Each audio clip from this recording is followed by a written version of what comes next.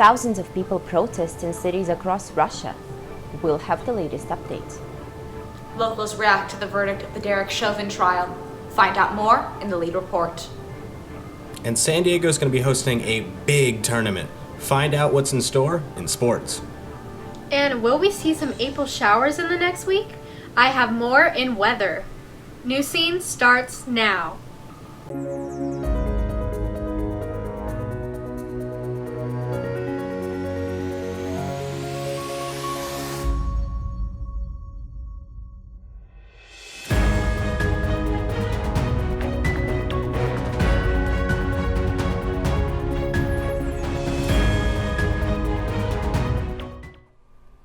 Good evening, I'm Katia Pechenkina, and welcome to this week's edition of Newscene. The demand on COVID-19 vaccines is starting to decrease. President Joe Biden announced the new employer tax credits to encourage people who are reluctant to get the vaccine. The incentive would give employees paid leave to get vaccinated. The announcement comes as Biden reached its latest goal for administering 200 million coronavirus doses in the first 100 days in office. And this week's vaccination numbers continue to increase. In San Diego County, over 800,000 people have been fully vaccinated. However, 281 new cases have been reported, sadly with 7 new deaths. The positivity rate continues to stay low and has not gone over 4% in more than a month. San Diego continues to stay in the orange tier. However, internationally, India remains a hotspot for new coronavirus cases. The country has reported a global record of over 300,000 new infections. That surpasses the world's previous record of daily cases held by the US. The world's second most populous country is struggling to contain second coronavirus wave.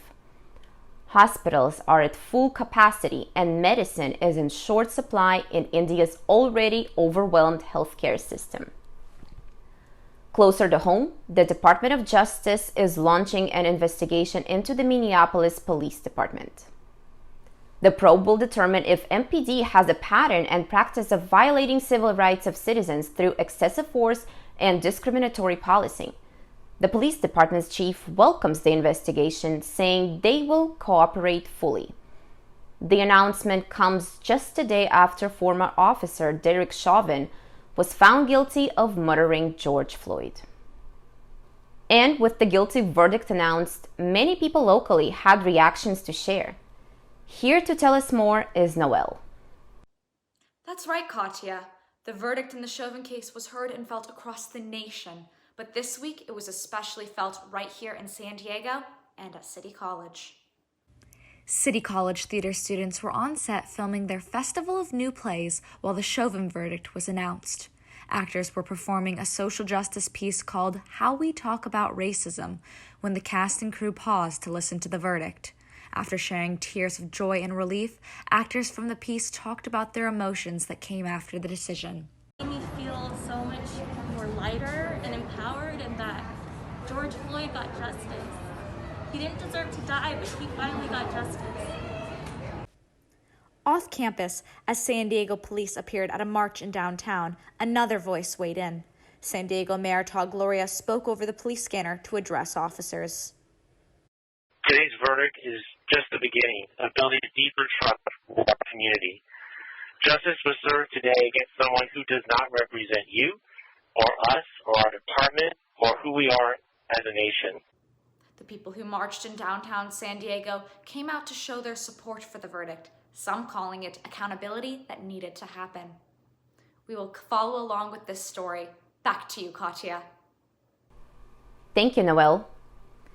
In another developing story, more than 1,000 people were arrested in Russia following demonstrations against the detention of Alexei Navalny. The demonstrators gathered across Russia demanding the release of the opposition leader. Police had also detained dozens of opposition activists ahead of the protests.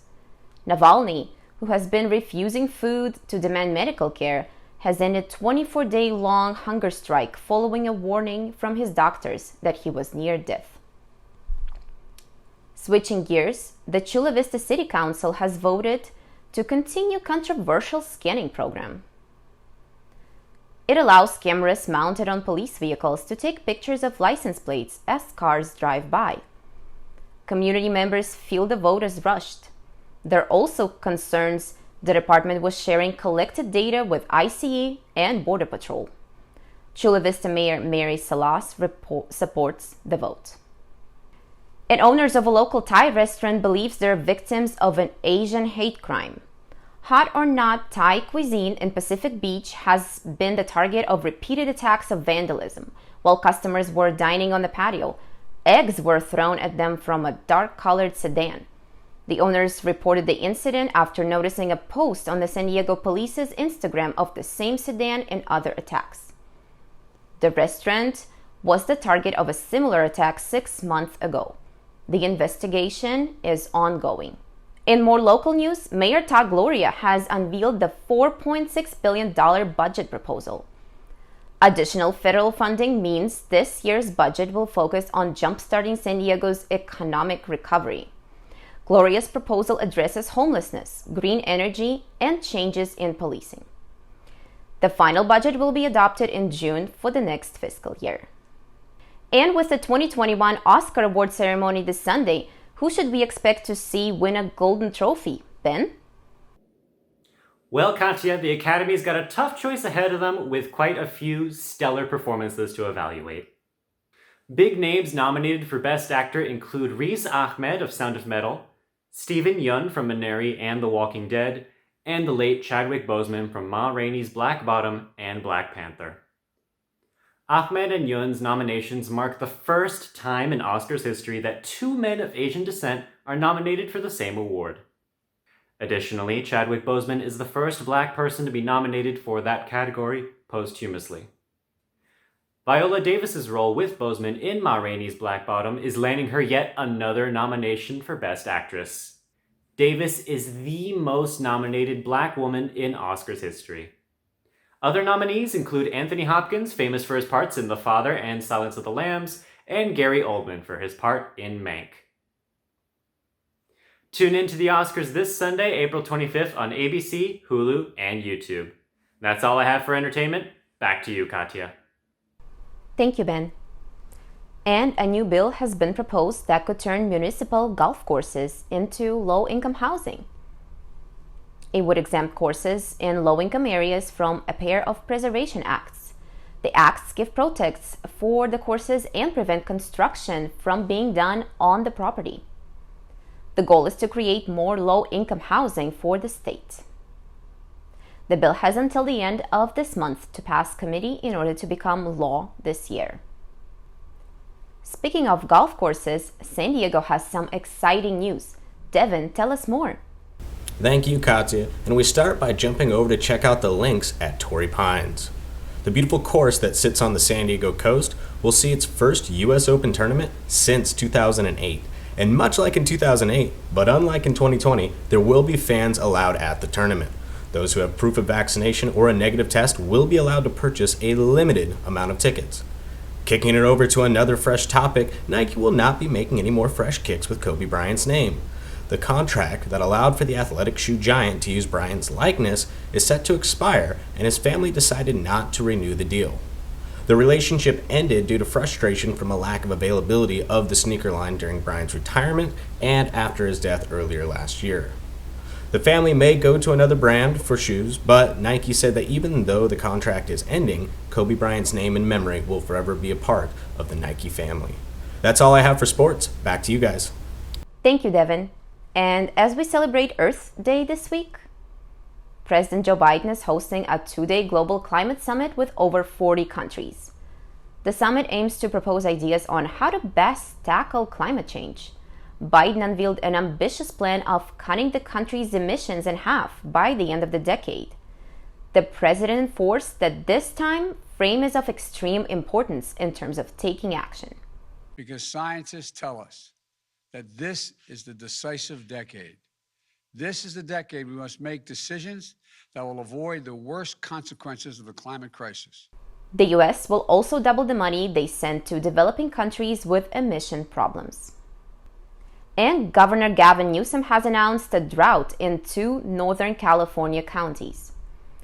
A state of emergency was issued for Lake Mendocino and Sonoma, which are the main sources of water for over 600,000 residents and commercial businesses like wineries. The declaration allows California to prepare for a statewide water shortage more quickly. Although some Northern California areas are experiencing droughts, it looks like we could be seeing some rain next week. Jillian, tell us more. Thank you, Katia. So let's take a look at our week ahead. It looks like temperatures are going to be on the cooler side this week. We can still expect to see some sunshine and some light showers. For our current temperatures, it's going to be cool in the coast and inland areas, but up in the mountains, there's going to be a slight breeze. It will be a lot warmer over in the desert with a high of 84. For our 5-day forecast, this weekend will start off cloudy but gradually become more sunny. We can expect to feel some light winds, 5 to 10 miles per hour, heading towards west. You most likely won't need a raincoat this weekend because showers are not expected until 11 p.m. Sunday, but you should be prepared with a jacket for some rain on Monday. Tuesday will be sunny and clear with slight chances of showers, and Wednesday will be pretty warm with a high of 74. Sounds like a perfect spring day. And that's all we have for weather this week. Back to you, Katia. Thank you, Jillian. And that's all we have for tonight. You can tune into Newscene for a new show every Friday and find it all on sdcitytimes.com. And remember to follow SD City Newscene on Twitter, YouTube, and Instagram. Thank you, and good night.